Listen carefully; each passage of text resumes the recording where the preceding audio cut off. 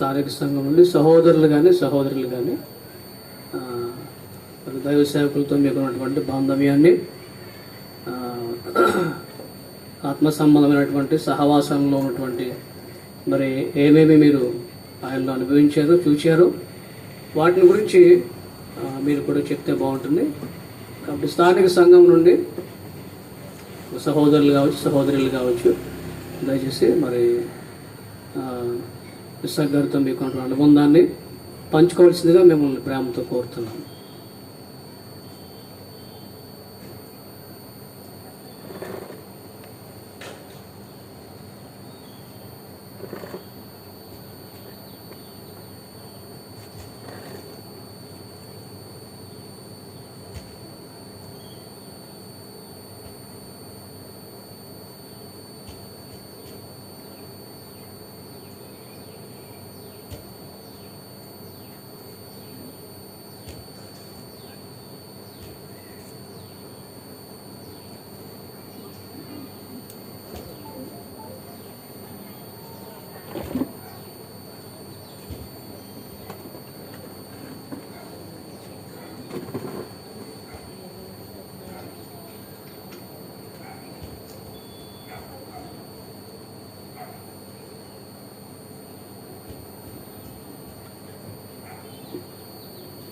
Praise lord.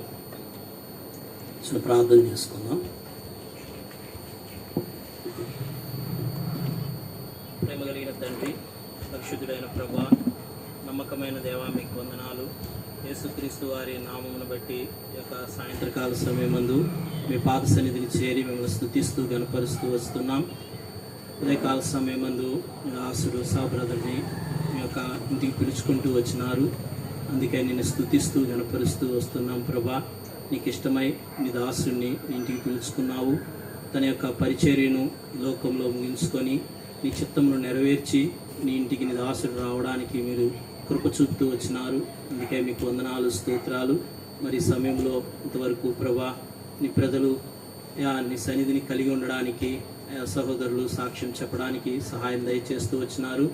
మరి సహోదరుడు ఇస్సాక్ గారితో వారి యొక్క కుటుంబంతో నాకున్నటువంటి అనుబంధాన్ని కొన్ని మాటలు పంచుకోవడానికి సహాయం దయచేయమని ప్రభా, మాటలు కొద్దిమందికైనా ఆశీర్వాదకరంగా చేస్తూ రమ్మని మహిమా ఘనత మీకే చెల్లిస్తూ యేసుక్రీస్తు వారి నామమున అడిగి వేడుకొంచున్నాం తండ్రి, ఆమేన్.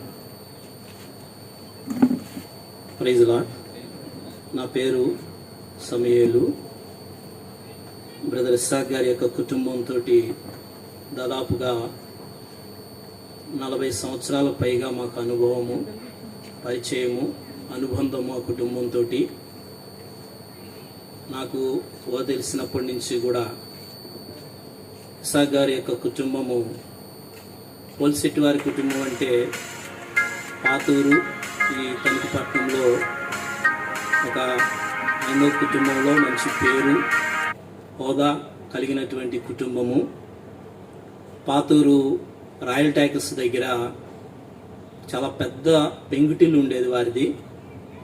ఆ వెనకాలే మాది చిన్న తాటాకిల్లు.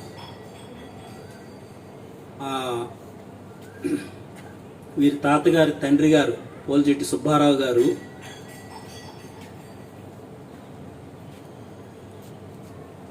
మేము ఆ కుటుంబంలో సభ్యులుగా ఉంటూ ఉండేవాళ్ళము.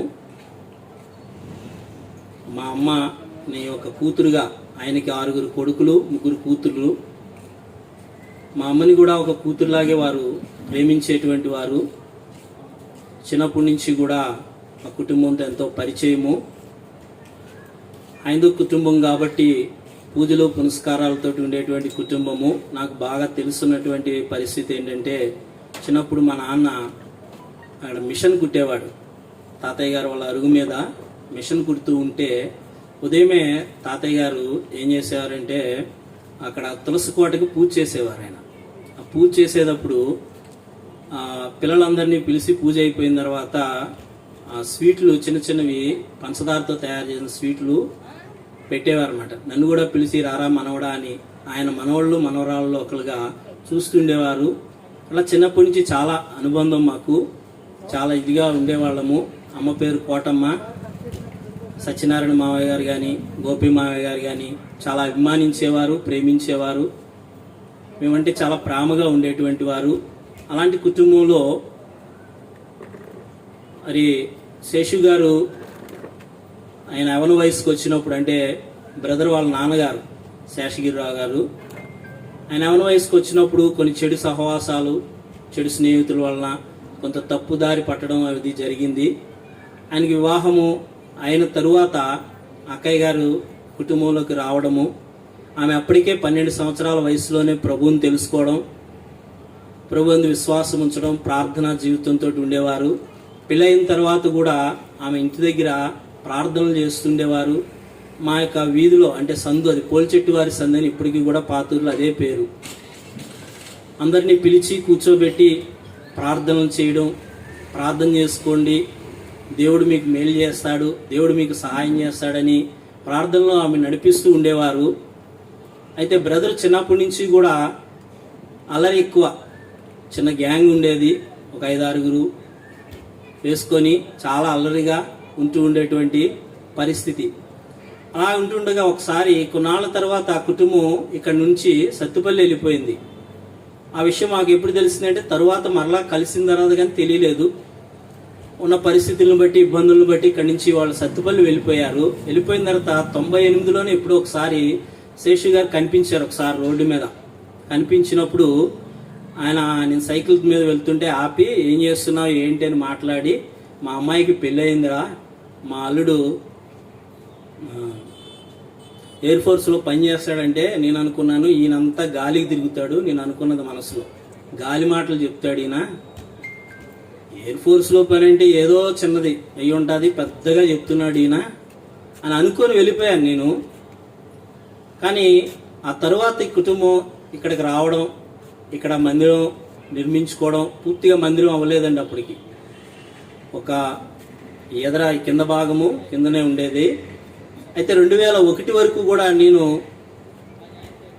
వచ్చినటువంటి నా యొక్క అన్య ఆచారాలు, అన్య పద్ధతులు, అన్య విధానాల్లో నడుచుకుంటూ వాటిల్లో విసిగి వేసారి సమాధానం లేనటువంటి పరిస్థితుల్లో దేవుణ్ణి తెలుసుకోవడం కోసమై నేను ఇక్కడికి రావడం అనేది మొట్టమొదటిసారి జరిగింది. మోరియాలోనికి వచ్చేటప్పటికి కిందనే కిటికీలు కూడా ఉండేవి కాదు, ఇసుక. అలాంటి పరిస్థితుల్లో మొట్టమొదటిసారి నేను ఎందుకు వచ్చానంటే, నా భార్యకు 3వసారి ఆపరేషన్ జరిగింది. ఆపరేషన్కు ముందు నేను మొక్కుకున్నాను, నేను ఏదైతే నా యొక్క పాత పద్ధతులు, విధానాల్లో అనేక మొక్కుబళ్ళు, అనేక దేవుళ్ళకి మొక్కుబళ్ళు చేసుకున్నట్లుగా నా భార్యకి యేసుప్రభు అంటే ఇష్టం కాబట్టి, ప్రభా ఈ 3వసారి ఆపరేషన్ సిజేరియన్ ఆపరేషన్ కాబట్టి, చాలా సీరియస్ అయిన పొజిషన్ కాబట్టి, తల్లి బిడ్డకి ఎటువంటి నష్టం కలగకుండా నేను నమ్ముకున్న నా దేవుళ్ళు వదిలివేసిన నా భార్యకి నీవంటే ఇష్టం కాబట్టి నువ్వేనా ఆమెని కాపాడితే మందిరంలోనికి వచ్చి ఒక ఫ్యాన్ ఇస్తానని మొక్కుకున్నాను. దేవుడు సహాయం చేశాడు. ఆపరేషన్ సక్సెస్గా జరిగి తల్లి బిడ్డ ఇంటికి వచ్చినప్పుడు ఒక ఫ్యాన్ తీసుకొని ఇంటికి వచ్చాను, నేను మందిరానికి వచ్చాను. నన్ను చూసి అక్కయ్య గారు వాళ్ళు అనుకున్నారంటే ఈ పూజారి గారు ఎందుకు ఇలా వస్తున్నాడు అని. ఎందుకంటే ఎప్పుడు నా 2 చెవుల్లో 2 పువ్వులు, నెత్తి మీద అక్షంతలు, 3 అడ్డబొట్లతోటి ఉండేటువంటి పరిస్థితి నాది. అలాంటి పరిస్థితుల్లో నేను మందిరంలోనికి వచ్చినప్పుడు చూసి వాళ్ళు ఆశ్చర్యపోతూ వచ్చారు.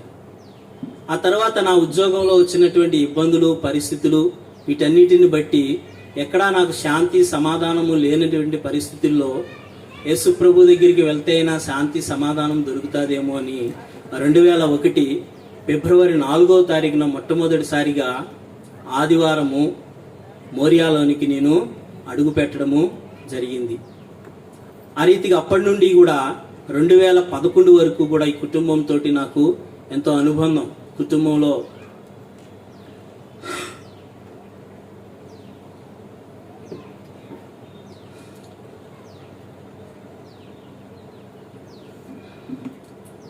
ఎన్నో పరిస్థితులు ఇక్కడ చూస్తూ వచ్చాను,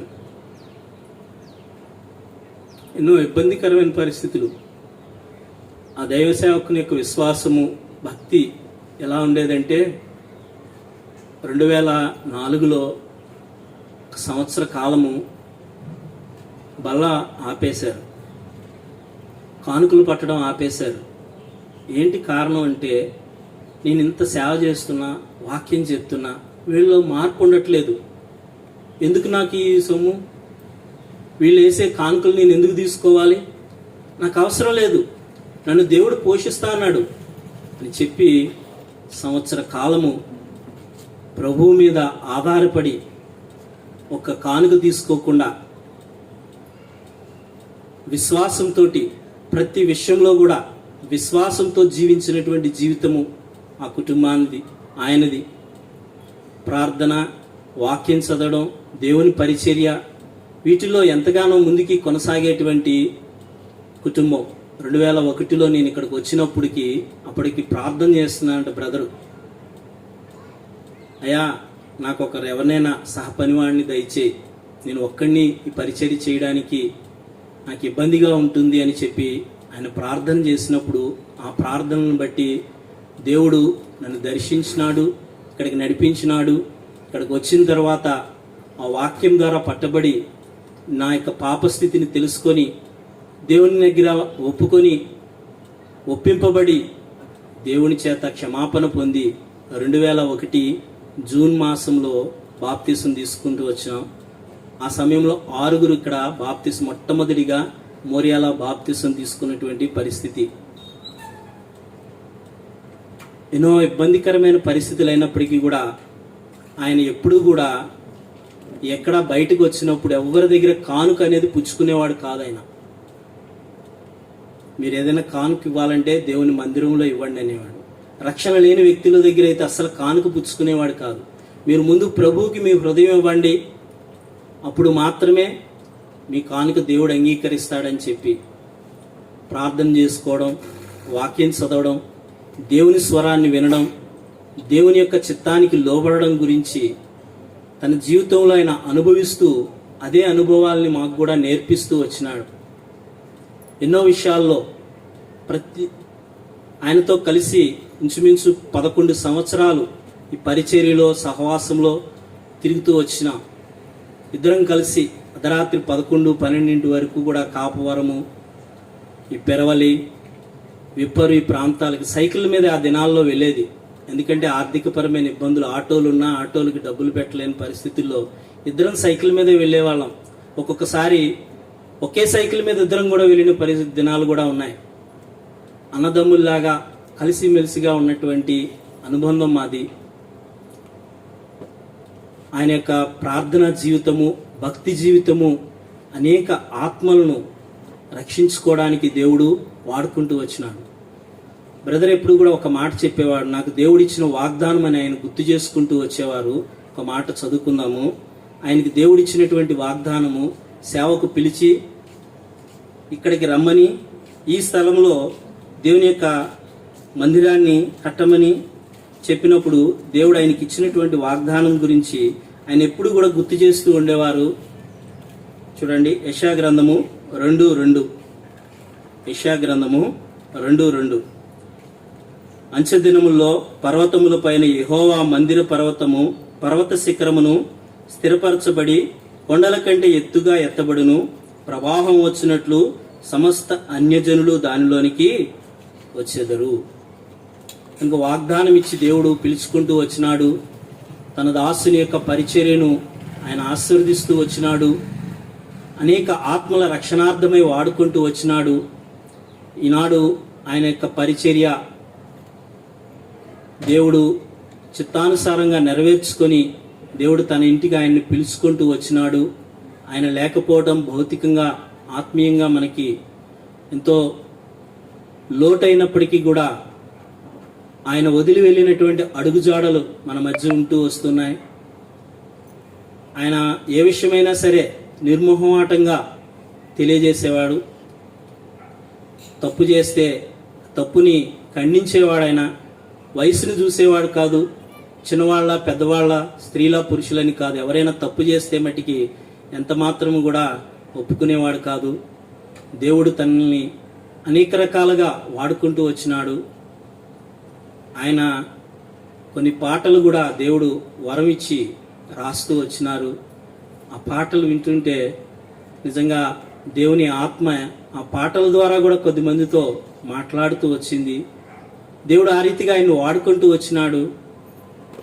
గత ఇది వచ్చిన తర్వాత, ఆయనకి క్యాన్సర్ వచ్చిన తర్వాత ఒక నెల రోజుల క్రితం ఒకసారి ఫోన్ చేసినప్పుడు ఆయనకున్నటువంటి ఆశ ఏంటి అంటే, బ్రదర్ ప్రార్థన చేయండి, దేవుడిచ్చినటువంటి స్థలంలో విధవరాలకి ఆశ్రయం కల్పించాలి. చాలా ఆశపడ్డాడు ఆయన. సంఘము, పరిచర్య, సేవ అంటే ఆయన నిద్రాహారాలు కూడా మానేసేవాడు. అనేక రాత్రులు నిద్ర లేకుండా ప్రార్థన చేసినటువంటి దినాలు, అనేకమైనటువంటి పరిస్థితులు గుండా వెళ్ళినప్పటికీ కూడా దేవుని మీద విశ్వాసంతో జీవించినటువంటి జీవితము. అలాంటి జీవితాన్ని మన యొక్క జీవితంలో కూడా అన్వయించుకోవాలని చెప్పినాడు. ఆయన ఏ రీతిగా అయితే అడుగుజాడలను వదిలి వెళ్ళినాడో ఆ అడుగుజాడల్లో మనం కూడా నడుచుకోవాలని చెప్పి దేవుడు మనల్ని హెచ్చరిస్తున్నటువంటి పరిస్థితి ఇది. విధంగా ఆ కుటుంబాన్ని దేవుడు ఆదరించి బలపరచాలని, రాబోయే దినాల్లో తన దాసునికి ఇచ్చినటువంటి వాగ్దానము దేవుడు మోరియా పక్షంగా నెరవేర్చాలని కూడా మనందరం కూడా ప్రార్థన చేద్దాం. ఆ కుటుంబంతో నాకు ఇచ్చినటువంటి సహవాసాన్ని బట్టి దేవునికి ఎంతైనా వందనస్తుని. కొద్ది మాటలు దేవుడు దీవించునుగా.